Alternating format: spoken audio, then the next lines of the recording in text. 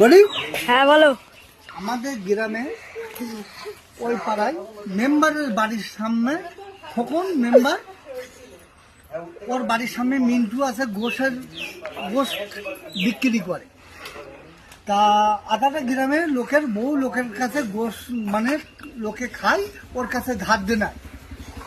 তা কথা হচ্ছে মিন্টু কিরম মানুষ জানো, কেউ যদি 1 কেজি গোশ চায় তাকে 2 কেজি 2.5 কেজি গোশ দিয়ে আসে। তা সে 2-2.5 কেজি গোশটার দাম না কি করে মানুষ দেবে এখন যা গোশের দাম।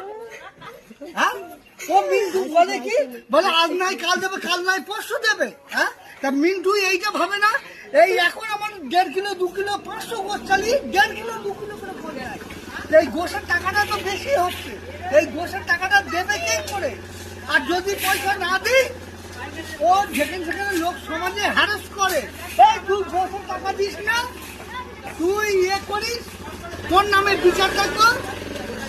আবার বলে কি খোকনের ডাকবো, খোকনের লে কথা বলে কেন, ওর বাড়ির পাশে ও খোকন আছে বলে ওর লে গড়ে পড়ে। হ্যাঁ, গোশ ও দেবে, আবার পয়সা দিতে পারবো না, তাও 1 কেজি 1.5 কেজি করে ওই মিন্টু বাড়ি এসে টিং টিং টিং টিং করে ও গোশ আবার গলায় ঝুলকে যায়। তা ওই গোশগুলো আমরা খাই, তা খেয়ে তো টাকা তো আমি না দিতে পারলি, তাহলে আমি কি করে করবো? লাস্ট পর্যন্ত কি মিন্টুর জন্য কি সুসাইড করতে হবে? হ্যাঁ, টাকা পয়সা যদি এমনি পয়সা করে রোজগার নেই, তাহলে ওর জন্য কি আবার সুসাইড করতে হবে?